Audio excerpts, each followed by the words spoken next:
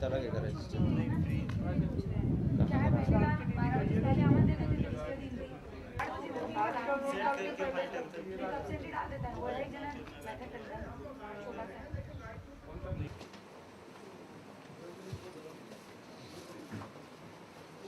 जी sir, बढ़ गया sir. मैं और एक बार क्लियर कर देता हूँ। हाँ जी, जी सर। सर सर गेट नहीं सर, वहाँ बोल रहे हैं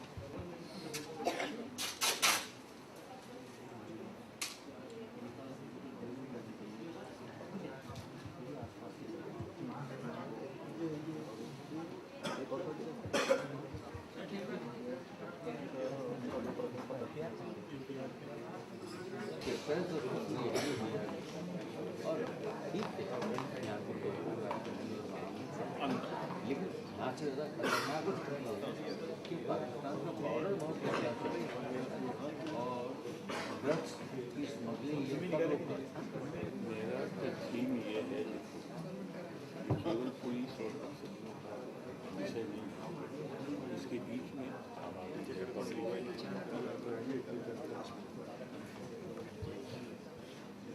अधिकतम 6 महीना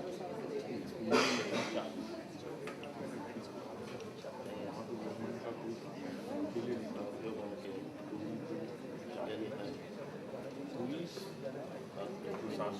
पहला फैक्टर है पब्लिक और पुलिस एडमिनिस्ट्रेशन पीछे रहा ये तीनों लाइन एक साथ खड़े हो ये उस दिन ये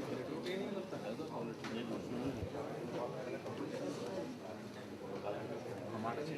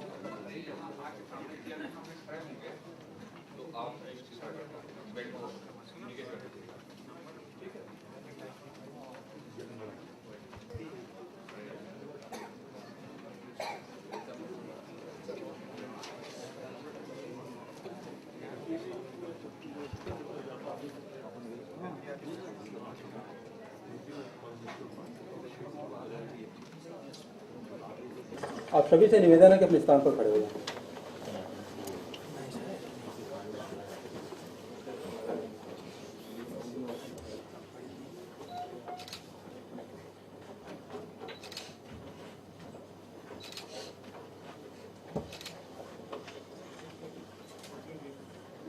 राष्ट्रगान प्रारंभ हो।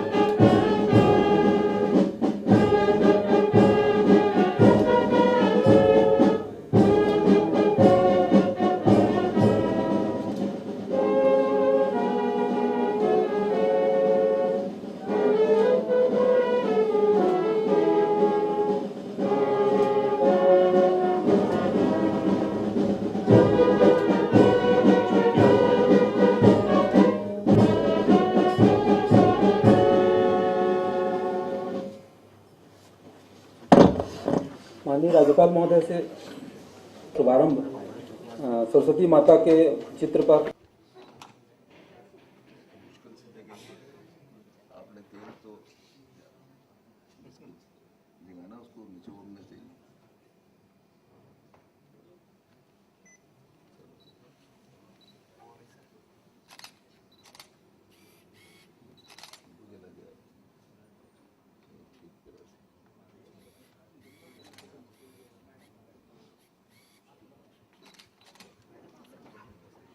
उसके पीछे चाहिए यहाँ पर सिर्फ लगा करके तो बाद में इसको मोमबत्ती का लगा देते हैं या दूसरा लगा देते हैं, ये बुझ जाए और उसको आगे निकाल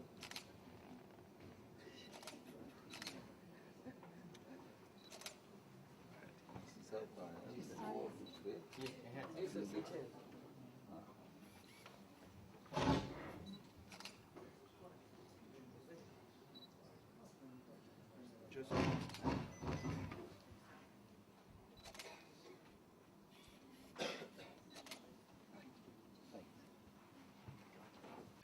हमारे विश्वविद्यालय के माननीय कुलपति जी डॉक्टर सच्चिदानंद जोशी जी एवं हमारे विश्वविद्यालय के कुल सचिव डॉक्टर संदीप वनसूत्रे जी मंच पर विराजमान हैं।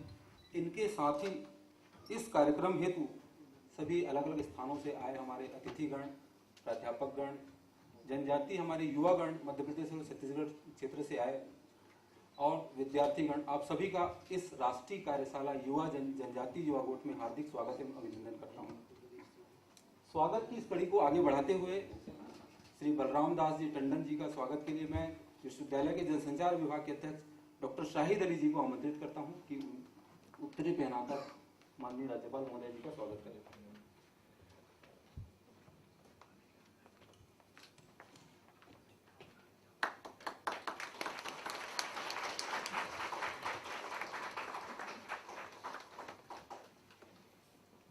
प्रोफेसर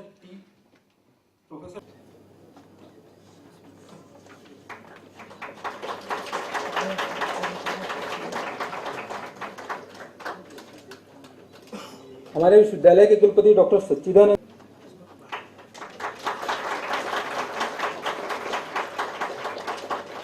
डॉक्टर संदीप वनसूत्रे जी के स्वागत के लिए कुमारी नेहा को आमंत्रित करता हूं।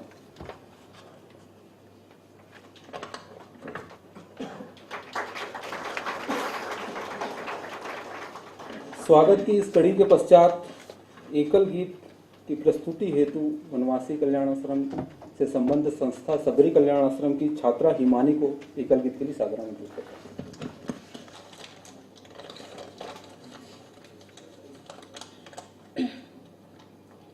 निर्माणों के पावन युग में हम चरित्र निर्माण न भूले, स्वार्थ साधना की आदि में वसुधा का कल्याण न भूले। निर्माणों के पावन युग में मान अगम आगद सिंधु है, संघर्षों का पार नहीं है, किंतु डूबना मझधारों में साहस को स्वीकार नहीं है। जटिल समस्या सुलझाने को नूतन अनुसंधान न भूले, वसुधा का कल्याण न भूले। निर्माणों के पावन युग में शील विनय आदर्श श्रेष्ठता, तार बिना जंकार नहीं है। शिक्षा क्या स्वर साध सकेगी यदि नैतिक आधार नहीं है। कीर्ति कौमुदी की गरिमा में संस्कृति को सम्मान न भूले, वसुधा का कल्याण न भूले। निर्माणों के पावन युग में आविष्कारों की कृतियों में यदि मानव का प्यार नहीं है, सृजनहीन विज्ञान व्यर्थ है।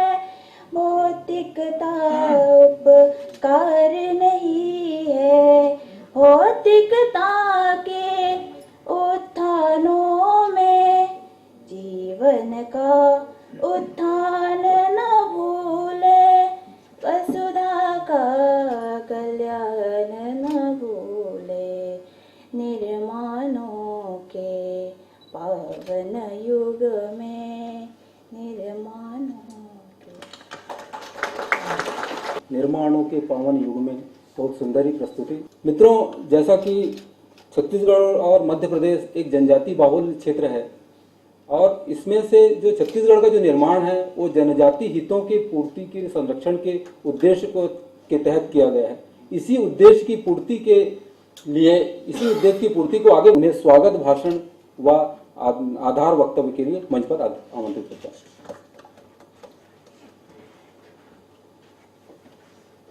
राज्यपाल एवं विश्वविद्यालय के कुलाधिपति परम सम्माननीय श्री बलराम जी दास टंडन, अमरकंटक इंदिरा गांधी राष्ट्रीय जनजातीय विश्वविद्यालय के सम्माननीय कुलपति और इस कार्यक्रम के विशेष अतिथि प्रोफेसर टी.वी. कट्टीमनी जी, इस कार्यशाला के संयोजक श्री आशुतोष मंडावी जी, विश्वविद्यालय के कुलसचिव डॉक्टर संदीप वनसूत्रे जी, इस सभागार में उपस्थित सम्माननीय सांसद श्री नंद कुमार साय जी, पुलिस महानिदेशक श्री गिरधारी नायक जी, वरिष्ठ पत्रकार श्री रमेश नैयर जी, सेवानिवृत्त आईएएस अधिकारी श्री ठाकुर जी, श्री धनंजय जी, श्री नेताम जी, वनवासी कल्याण आश्रम के सम्मानीय कार्यकर्ता श्री गिरीश कुबेर जी, प्रदेश के और मध्य प्रदेश के और अन्य अंचलों से पधारे सभी सम्मानीय कार्यकर्ता बंधु, अलग अलग अंचलों से पधारे सभी हमारे जनजातीय युवा बंधु, प्यारे विद्यार्थियों, भाइयों बहनों, इस 2 दिवसीय कार्यक्रम जनजातीय युवा गोठ में आप सभी का हार्दिक स्वागत और अभिनंदन करते हुए मुझे परम हर्ष हो रहा है। ये अत्यंत महत्वपूर्ण आयोजन है और इस आयोजन के लिए हम लोग विगत कुछ दिनों से लगातार विमर्श कर रहे थे कि इस आयोजन का स्वरूप कैसा हो, कैसी बातें हो, किस तरह से ये कार्यक्रम आयोजित किया जा सकता है। जनजातीय युवाओं के विषय पर लगातार चिंतन अलग अलग स्तर पर, अलग अलग मंचों पर हो रहा है। इस जनजातीय युवा गोठ को आयोजित करने के पीछे उद्देश्य ये था कि जनजातीय युवा ऐसे जो अभी शिक्षण प्राप्त कर चुके हैं या शिक्षण की अंतिम पायदान पर हैं और भविष्य में अपने करियर को, अपने जीवन को एक नई दिशा देने वाले हैं, उनके मन में अपने जीवन को लेकर, समाज को लेकर और राष्ट्र को लेकर किस तरह के सपने उपज रहे हैं, उनका एक तरह से अध्ययन किया जाए और उनके बीच में आपस में विचार मंथन किया जाए कि भविष्य में दिशा हमारी कैसी होनी चाहिए। हम सभी जानते हैं छत्तीसगढ़ जनजातीय बाहुल राज्य है। यहाँ की जनसंख्या का लगभग 32% जनजातीय आबादी का है और अलग अलग तरह की जनजातियां हमारे छत्तीसगढ़ राज्य में विद्यमान हैं। इसी तरह मध्य प्रदेश में भी जनजातीय बाहुल है और वहां भी अलग अलग जनजातियां मध्य प्रदेश में भी उपस्थित हैं। और एक बहुत बड़ा समुदाय हमारे युवाओं का ऐसा है जो अब शिक्षा प्राप्त करके जीवन को नई दृष्टि से देखने की अपेक्षा करता है। हमारे सामने समाज में बहुत अलग अलग चुनौतियां भी हैं। वो चुनौतियां आंतरिक भी हैं, बाहरी भी हैं। वो चुनौतियां सामाजिक भी हैं, सांस्कृतिक भी हैं। वो चुनौतियां राष्ट्रीय भी हैं, अंतर्राष्ट्रीय भी हैं। इस ऐसे परिदृश्य में ये पता लगाना कि दरअसल हमारे युवाओं के मानस में क्या उथल पुथल, क्या बातें चल रही हैं जिनके माध्यम से हम आगे इन तमाम चुनौतियों को सक्षम रूप से सामना कर सके, सक्षम रूप से उनके साथ जा सकें। इसीलिए हमारी इस 2 दिवसीय गोठ में, और हमने जो इसका नाम गोठ रखा है उसका भी एक बहुत विशेष आधार है। हम इस चर्चा को कहीं भी बहुत औपचारिक स्वरूप में बांधना नहीं चाहते थे। हमारे छत्तीसगढ़ में गोठ का मतलब बहुत अनौपचारिक रूप से बातचीत करना, गुठियाना कहते हैं।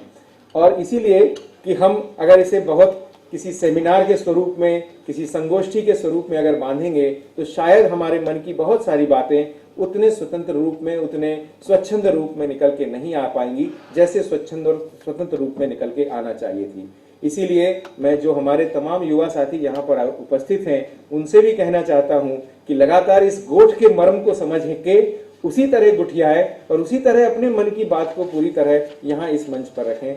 हमने जो विभिन्न सत्रों की रचना की है उसमें भी हमने आपसी विमर्श और चिंतन के लिए पर्याप्त समय रखा है और इसमें कहीं कोई बंधन उस तरह का नहीं है कि आपको ये प्रश्न पूछना है या निर्धारित प्रश्न ही पूछना है। हम अपने मन की बात निकालेंगे, तभी जाके हम आगे रास्ता तय करेंगे। इसलिए इस 2 दिवसीय कार्यशाला में गोठ में हम शिक्षा और जनजातीय समाज पर चर्चा करेंगे। इसके बाद हम लोग शासन प्रशासन और जनजातीय समाज का विकास, किस तरह से शासन प्रशासन के अंतर्गत अलग अलग प्रावधान हैं और किस तरह से हमारे जनजातीय युवाओं के लिए अवसर उपलब्ध हैं, किस तरह से हमारे युवा उसका लाभ उठा रहे हैं, इस पर चिंतन और विमर्श करेंगे। हमारा तीसरा सत्र जनजातीय समाज की आस्था, मान्यता और अस्मिता का होगा। ये भी एक बहुत महत्वपूर्ण प्रश्न है। जैसा कि मैंने आपसे थोड़ी देर पहले कहा कि हम अलग अलग तरह की चुनौतियों का सामना कर रहे हैं। इसमें आस्था और अस्मिता की भी चुनौतियां हैं, इसमें संस्कृति की भी चुनौतियां हैं, इसमें परंपरा की भी चुनौतियां हैं और हमें उन तमाम चुनौतियों को अब चिन्हित करके उनको सीधे सीधे प्रतिकार या सीधे सीधे सही स्वरूप में उनका उत्तर देना है। ये अब समय आ गया है। इसलिए इन तमाम चुनौतियों को देखते हुए गंभीरता से हम अपनी अस्मिता के प्रश्न को भी खोजने का प्रयास करेंगे। और उसके अलावा एक और महत्वपूर्ण सत्र अराष्ट्रीय गतिविधियों का भी है। हम सभी जानते हैं छत्तीसगढ़ का एक बड़ा भूभाग अभी नक्सली गतिविधियों से प्रभावित है। मध्य प्रदेश का भी एक बड़ा भूभाग नक्सली गतिविधियों से प्रभावित है। हम सब ये भी जानते हैं कि उनके उद्देश्य क्या है, उनके नियंता कौन है और उनके पीछे कौन सी ताकतें हैं जो अपना पूरा का पूरा विचार इन युवाओं के बीच झोंक रहे हैं। हमें किस तरह से दिग्भ्रमित होने से बचना है, हमें किस तरह से समाज को संगठित करना है, हमें किस तरह से समाज को एक अच्छे रास्ते पर लाना है। और इसमें हम युवा जो सब अब थोड़ा थोड़ा पढ़ के अपने आप को समझने के काबिल और सक्षम बनाने के काबिल हो चुके हैं, हम कैसे इसमें सहयोग कर सकते हैं, इस पर चिंतन करना है। और ये भी एक बहुत महत्वपूर्ण विषय है। और एक और सत्र है इसमें बहुत महत्वपूर्ण, जनजातीय नेतृत्व का प्रश्न है। और मित्रों, जब हम नेतृत्व की बात करते हैं तो हम सिर्फ और सिर्फ एक पक्षीय राजनीतिक नेतृत्व की ही बात करने लग जाते हैं। सिर्फ राजनीतिक नेतृत्व प्रदान करना ही समाज का नेतृत्व नहीं होता। नेतृत्व अलग अलग क्षेत्रों का होता है। आप सामाजिक क्षेत्र में नेतृत्व कर सकते हैं। अगर आप एक अच्छे चिकित्सा के पोस्ट ग्रेजुएट हैं, मेडिकल डॉक्टर हैं, तो आप चिकित्सा क्षेत्र में एक नेतृत्व प्रदान कर सकते हैं। आप एक अच्छे इंजीनियर हैं तो सक्षम इंजीनियरिंग के क्षेत्र में एक नेतृत्व प्रदान कर सकते हैं। सामाजिक क्षेत्र में समाज कार्य से जुड़े हैं तो समाज कार्य में एक नेतृत्व प्रदान कर सकते हैं। और इन सभी स्थानों पर हम देखते हैं कि बहुत अच्छे नेतृत्वकर्ताओं की कमी है। एक अच्छा नेतृत्व, एक सबल नेतृत्व, एक सक्षम नेतृत्व किसी भी क्षेत्र में उस क्षेत्र को ऊंचाइयों तक पहुंचा सकता है। ये हमने अनेक उदाहरणों से देखा है। तो अब हम में से किस तरह से उस तरह का नेतृत्व तैयार हो, किस तरह से हम अपना अपना क्षेत्र चुन सकते हैं, हम अपने क्षेत्र को कैसे विशेषज्ञ क्षेत्र बना सकते हैं, इस पर एक विचार मंथन होना चाहिए। इसके साथ ही हमने एक और सत्र भी रखा है, वो विमर्श का सत्र रखा है, जिसमें हम सभी इन 5 विषयों पर अपने अपने समूह बनाकर आपस में विमर्श करेंगे और आपस में विमर्श करने के बाद अपने अपने समूह का एक प्रतिवेदन बनाएंगे। वो प्रतिवेदन यहाँ पर अंतिम सत्र में पढ़ा जाएगा। उस समूह के ही जो गठनायक होंगे उसमें से एक गठनायक उसको पढ़ेंगे और अपनी बात को रखने की कोशिश करेंगे। इसमें से ये भी साबित होगा कि कैसे हम इन विषयों पर अलग अलग विचार को समाहित करके आगे बढ़ सकते हैं। तो एक पूरी जो 2 दिन की कार्यशाला है, ये दरअसल हमारी और आपकी एक चिंतन का, एक बौद्धिक विमर्श का केंद्र बने, लेकिन इसके साथ ही वो विमर्श बिना किसी तनाव के, बिना किसी मैंडेट के, बिना किसी एजेंडा के हो। इसलिए ये इसका नाम गोठ रखा गया है। आप सभी इस गोठ में यहाँ पधारे हैं, आपका हार्दिक स्वागत और अभिनंदन है। विश्वविद्यालय से आपका संबंध, चूंकि ये संप्रेषण का विश्वविद्यालय है, चूंकि हम यहाँ पर संवाद सिखाते हैं, चूंकि हम यहाँ पर विद्यार्थियों को बताते हैं कि समाज के अलग अलग क्षेत्रों में जाकर किस तरह से अपनी संप्रेषण क्षमता के माध्यम से हम समाज को, अलग अलग समाज के क्षेत्रों को आपस में जोड़ने का कार्य कर सकते हैं। तो उस दृष्टि से हमारे लिए भी ये एक बहुत बड़ी एक्सरसाइज, बहुत बड़ी कार्यशाला हमारे लिए भी है। आप भी विद्यार्थी हैं, हम भी यहाँ पर विद्यार्थी हैं और हम सब मिलकर एक ज्ञान का नया भंडार खोले, इसी संकल्प के साथ आप सब यहाँ आए हैं। आपका स्वागत है। और मैं परम आदरणीय, परम श्रद्धेय राज्यपाल महोदय का स्वागत करना चाहता हूं। वे हमारे विश्वविद्यालय के माननीय कुलाधिपति जी हैं और इस विश्वविद्यालय में उनका प्रथम बार आगमन हो रहा है। हम चाहते थे कि कोई ऐसा अवसर हो, और हम जानते हैं कि जनजातीय विद्यार्थियों से जुड़ा हुआ विषय उनके बहुत दिल के बहुत करीब का विषय है, इसलिए इस आयोजन में उनको हमने आने का यहाँ पर कष्ट दिया है। उन्होंने हमारे आग्रह को स्वीकार किया है, वे कृपा पूर्वक यहाँ पधारे हैं, उनका भी हार्दिक स्वागत है। आप सभी का हार्दिक स्वागत और अभिनंदन।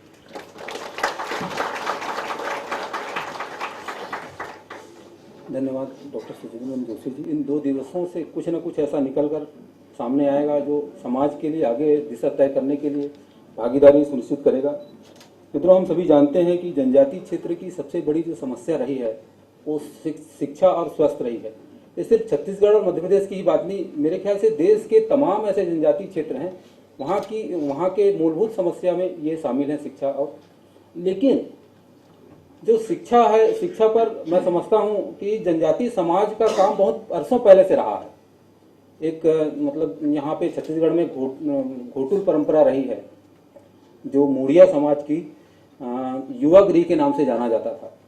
तो ऐसे घोटुल जो परंपरा है वहाँ कैसे जनजातियों से संबंधित आस्था, संस्कृति, विश्वास और फिर कला, शिल्प कला या फिर नृत्य कला या फिर और ऐसे तमाम कलाओं का जो सृजन है इस घोटुल नामक संस्था से होता रहा है। तो ये कैसे मतलब इससे हम यह पता लगा सकते हैं, यह जान सकते हैं कि जनजातीय समाज शिक्षा पर कई वर्षों से काम करता रहा, लेकिन कई विदेशी आक्रांताओं के कारण इस घोटुल नामक संस्था है उसका कहीं ना कहीं ह्रास हुआ है और विश्व के पटल पर इस जनजातीय जो युवा गृह है वो गलत रूप में वहां पे प्रेजेंट हुआ है। तो इस तरह हम कह सकते हैं कि यह जो घोटुल संस्था, जो घोटुल जैसी संस्था है, उनको बचाने के लिए हम कैसे प्रयास करें। अगर घोटुल जैसी संस्था सिर्फ छत्तीसगढ़ और फिर मध्य प्रदेश वाले में हो ऐसी बात नहीं है, मेरे ख्याल से तमाम जितने भी जनजातीय क्षेत्र हैं, उन जनजातीय जो क्षेत्र हैं उनके जो जनजाति हैं उनके भी कई अलग अलग ऐसे युवा गृह वहाँ पे देश भर में काम करते हैं। जैसे नागालैंड है, वहाँ के युवाओं की जनसंख्या, वहाँ का युवा गृह है, या फिर उरांव समाज है, वहाँ